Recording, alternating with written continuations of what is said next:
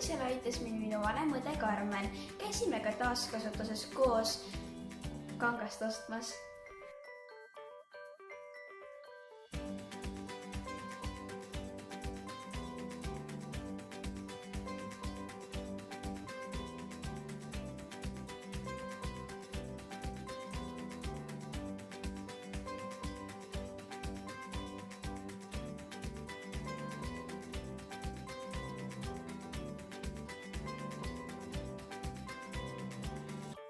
Kui õmblemine tundub sulle liiga raske, siis palu esmalt endale mõni täiskasvanu appi.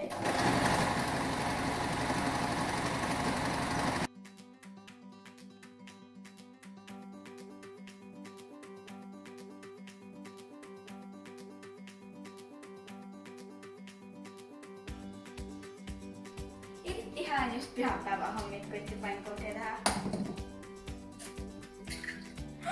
Mul läksid kooled sisse. Õnneks on mul põlvel rusikas.